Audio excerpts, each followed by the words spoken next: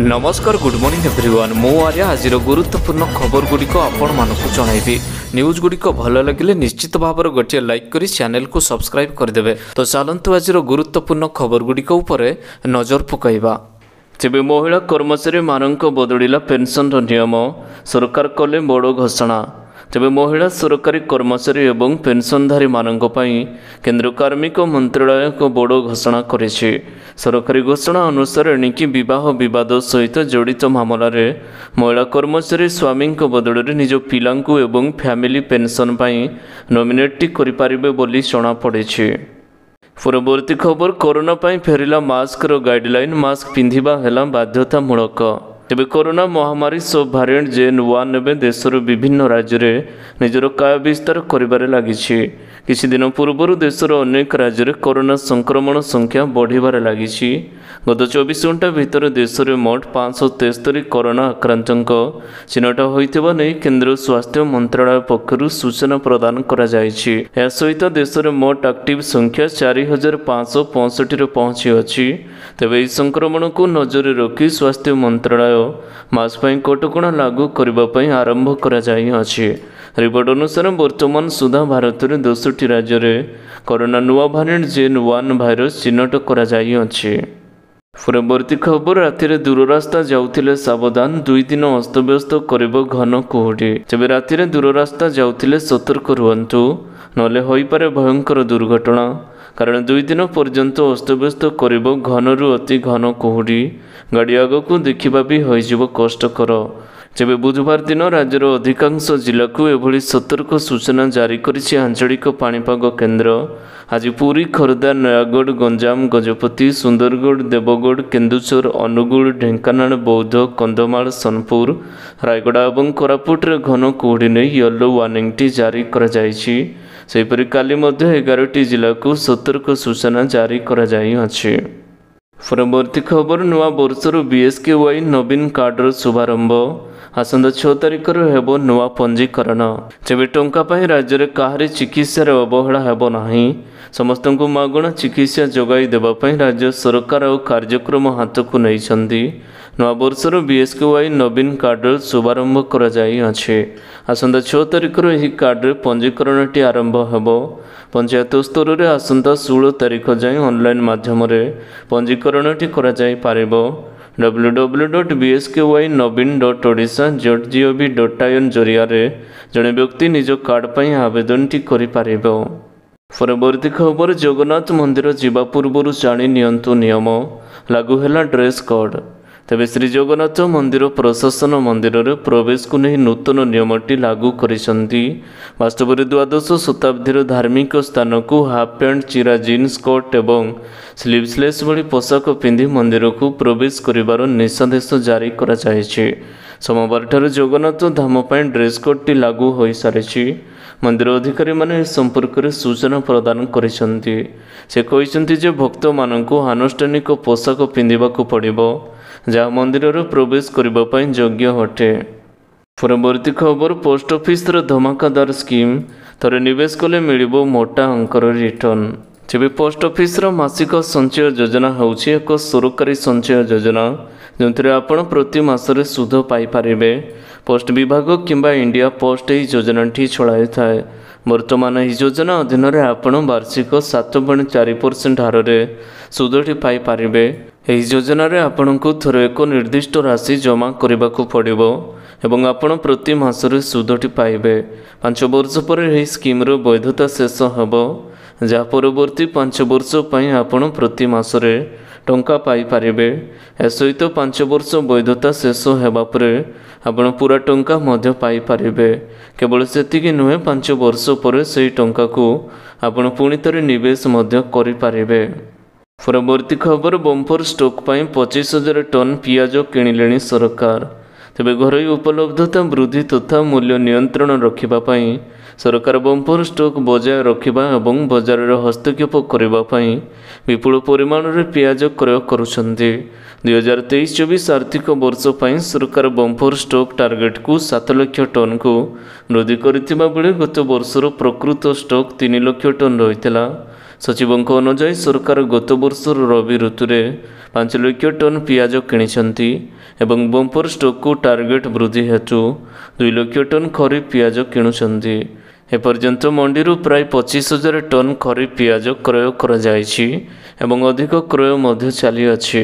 Bumper ଷ୍ଟକ୍ରେ ଥିବା 5 ଲକ୍ଷ ton ରବି ପିଆଜ ମଧ୍ୟରୁ ସରକାର ମୂଲ୍ୟ ନିୟନ୍ତ୍ରଣ କରିବା ପାଇଁ ସମବାୟ ସମିତି ନାଫେଡ୍ ଏବଂ ଏନ୍ସିଏଫ୍ ମାଧ୍ୟମରେ ବଜାରରେ 3.4 ଲକ୍ଷ ଟନ୍ ପିଆଜ ରିଲିଜ୍ କରିଛନ୍ତି।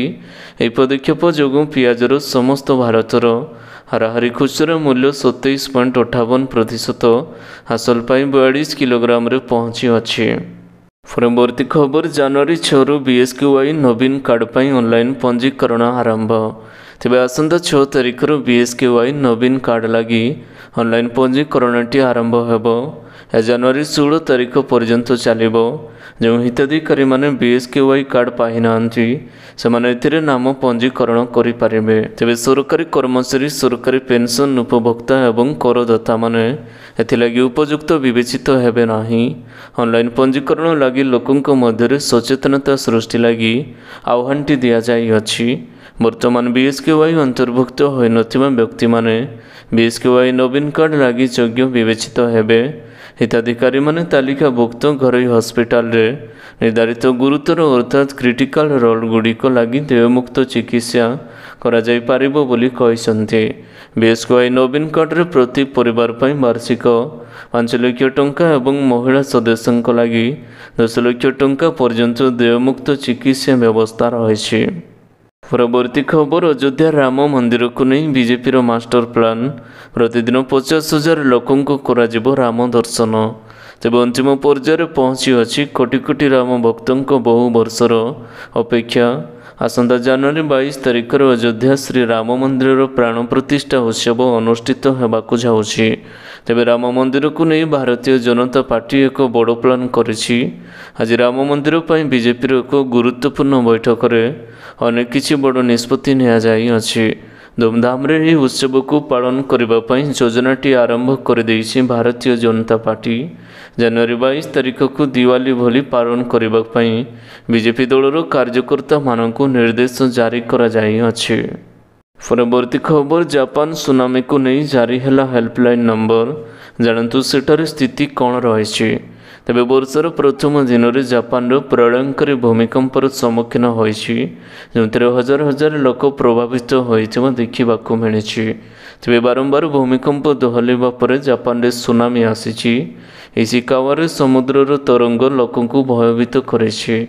ରିକ୍ଟର ସ୍କେଲର ଭୂମିକମ୍ପର ତୀବ୍ରତା 7.5 ମାପ କରାଯାଇଅଛି। ଫଳରେ ଏହାକୁ ନେଇ ଜାପାନ ଉପକୂଳରୁ ହଜାର ହଜାର ଲୋକଙ୍କୁ ସୁରକ୍ଷିତ ସ୍ଥାନକୁ ନିଆଯାଇଅଛି। ପରବର୍ତ୍ତୀ ଖବର ପିକନିକ୍ ପାଇଁ ରାଜ୍ୟ ସରକାରଙ୍କ SOP। ମଦ୍ୟପ ଡ୍ରାଇଭରଙ୍କ ଉପରେ ନିଆଯିବ ଆକ୍ସନ୍। ତେବେ ଶୀତ ଋତୁ ଆରମ୍ଭ ସହ ଜମିଛି ପିକନିକ୍ ଆସର। ରାଜ୍ୟର ବିଭିନ୍ନ ପ୍ରସିଦ୍ଧ ସ୍ଥାନମାନଙ୍କରେ ବଣଭୋଜି ପାଇଁ ମଧ୍ୟ ଲୋକଙ୍କ ଖୁବ୍ ଭିଡ଼ ଦେଖିବାକୁ ମିଳିଛି।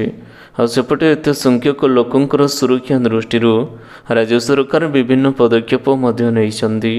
ଏହି କ୍ରମରେ ସୋମବାର ରାଜ୍ୟ ପରିବହନ ବିଭାଗ ପିକନିକ୍ ପାଇଁ ସ୍ୱତନ୍ତ୍ର SOP ଜାରି କରାଯାଇଅଛି।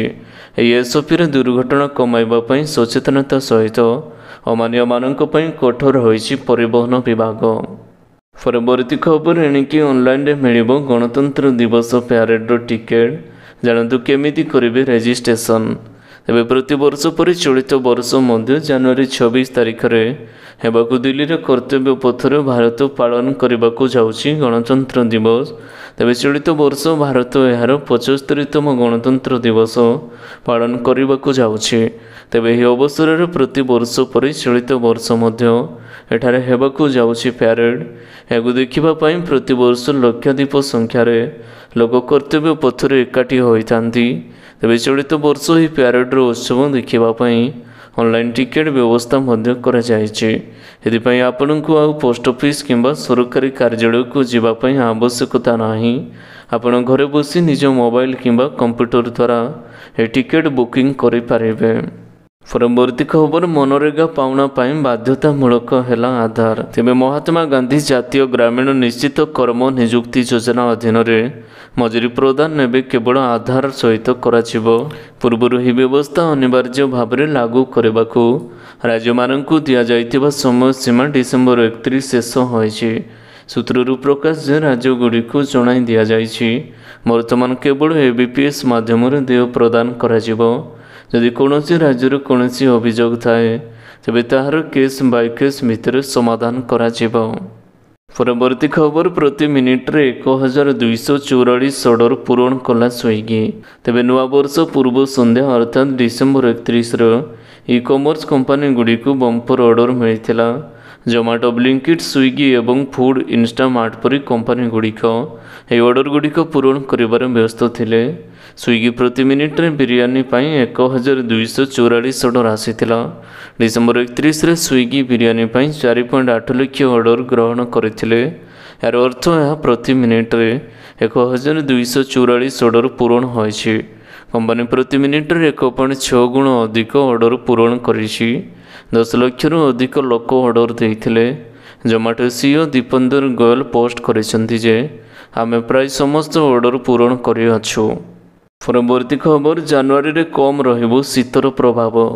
ତେବେ ଗତ କିଛି ଦିନ ହେବ ଶୀତର ପରିମାଣଟି ବଢ଼ି ଚାଲିଛି। ଏହାର ଭିତରେ ଏକ ଆଶ୍ୱସ୍ତିକର ଖବର ମଧ୍ୟ ଆସିଛି। ଜାନୁଆରୀ ମାସରେ ଶୀତର ପ୍ରଭାବଟି କମ୍ ରହିବ। ରାତିର ତାପମାତ୍ରା ସ୍ୱାଭାବିକଠାରୁ ଅଧିକ ରହିବାର ସମ୍ଭାବନା ଥିବାରୁ ଥଣ୍ଡା କମ୍ ରହିବ ବୋଲି ଭୁବନେଶ୍ୱର ଆଞ୍ଚଳିକ ପାଣିପାଗ କେନ୍ଦ୍ର ପକ୍ଷରୁ ପୂର୍ବାନୁମାନଟି କରାଯାଇଅଛି। ଆସନ୍ତା 4 ଏବଂ 5 ତାରିଖରେ କେତେକ ସ୍ଥାନରେ ହାଲୁକା ବର୍ଷା ହେବାର ସମ୍ଭାବନାଟି ମଧ୍ୟ ଅଧିକ ରହିଛି। ପରବର୍ତ୍ତୀ ଖବର 806 କୋଟି ଟଙ୍କା GST ବକେୟା ଜମା ପାଇଁ LICକୁ କରାଗଲା ନୋଟିସ୍। ତେବେ ଭାରତୀୟ ଜୀବନ ବୀମା କମ୍ପାନୀକୁ 806 କୋଟି ଟଙ୍କାର GST ବକେୟା ପୈଠ କରିବାକୁ ମିଳିଛି ନୋଟିସ୍। 2017-18 ବର୍ଷରୁ LIC ଏହି ଟଙ୍କା ଦେଇ ନଥିବା ଜଣାପଡ଼ିଛି। ମହାରାଷ୍ଟ୍ର ରାଜ୍ୟ ପାଇଁ ଏହି GST ସହିତ ସୁଧ ଏବଂ ପେନାଲ୍ଟି ମଧ୍ୟ ଦେବାକୁ କୁହାଯାଇଛି। LICକୁ ଏହି ନୋଟିସ୍ ମୁମ୍ବାଇ ଡେପୁଟି କମିଶନର ଏବଂ ଟେଷ୍ଟ ପକ୍ଷରୁ ମିଳିଅଛି। LIC 2017-18ରେ 365 କୋଟି ଟଙ୍କା କର ଆକାରରେ ଦେବାକୁ ଥିବାବେଳେ ବର୍ତ୍ତମାନ ସୁଦ୍ଧା ଏହାର ସୁଧ ଏବଂ ପେନାଲ୍ଟି ମିଶି 404 କୋଟି ଟଙ୍କା ହୋଇଛି। ପରବର୍ତ୍ତୀ ଖବର ଜାନୁଆରୀ 1ରୁ ପ୍ୟାକେଜ ସାମଗ୍ରୀକୁ ନେଇ ଲାଗୁ ହେଲା ନୂଆ ନିୟମ। ଗ୍ରାହକଙ୍କୁ ମିଳିବ ବଡ଼ ଫାଇଦା। ତେବେ ଜାନୁଆରୀ 1, 2024ରୁ ସରକାର ପ୍ୟାକେଜ ସାମଗ୍ରୀ ସମ୍ବନ୍ଧରେ ଏକ ନୂଆ ନିୟମ କାର୍ଯ୍ୟକାରୀ କରିଛନ୍ତି।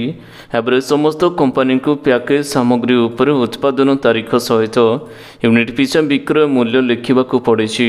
ଏହି ନିୟମର କାର୍ଯ୍ୟକାରିତା ସହିତ ଗ୍ରାହକମାନେ କିଣୁଥିବା ଉତ୍ପାଦ ବିଷୟରେ ପୂର୍ବ ଅପେକ୍ଷା ଅଧିକ ସୂଚନା ପାଇବେ ଏବଂ ସେମାନେ ସଠିକ୍ ନିୟମକୁ ନେବାକୁ ସକ୍ଷମ ରହିବେ।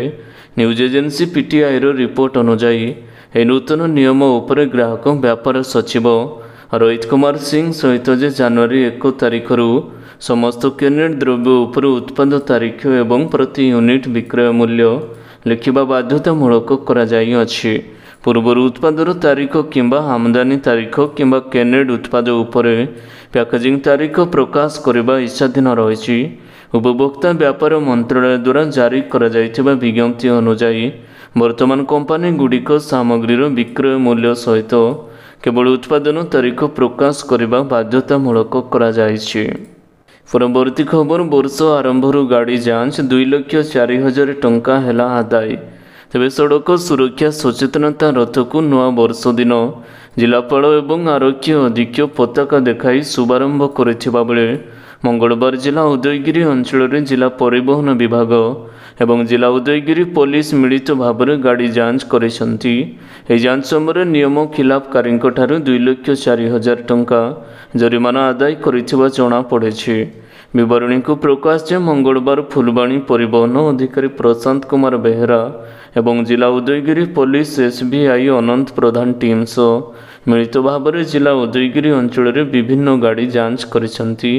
ବେପରୁଆ ଗାଡ଼ି ଚାଳକ, ହେଲମେଟ୍ ପିନ୍ଧିନଥିବା ଗାଡ଼ି ଚାଳକ, ବାଇକ୍ରେ 3 ଜଣ ବସି ଯାଉଥିବା ସହ ମଦ୍ୟପ ଚାଳକ ଏପରି ମୋଟ 40 ଜଣଙ୍କ ଠାରୁ ମୋଟ 2,04,000 ଟଙ୍କା ଜରିମାନା ଆଦାୟ କରିଥିବା ନେଇ SI ଅନନ୍ତ ପ୍ରଧାନ ସୂଚନା ପ୍ରଦାନ କରିଛନ୍ତି।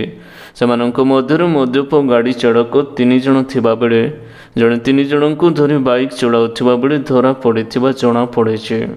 ପରବର୍ତ୍ତୀ ଖବର ଆସୁଛି ନୂଆ online payment app Google Pay ପେଟିଏମ୍କୁ ଦେବ କଡ଼ା ଟକ୍କର। ତେବେ ଡିଜିଟାଲ ପେମେଣ୍ଟ ଆପ୍ ଦୁନିଆରେ ଯୋଗ ଦେବାକୁ ଯାଉଛି ଆଉ ଏକ ପ୍ଲାଟଫର୍ମ। ତେବେ ଏହି ଆପ୍ ହେଉଛି ଟାଟା ପେ। ତେବେ ଏହା ଆଗାମୀ ସମୟରେ ଗୁଗୁଲ ପେ ଏବଂ ଫୋନ୍ପେକୁ ଟକ୍କର ଦେଇପାରେ ବୋଲି ଅନୁମାନ କରାଯାଉଅଛି।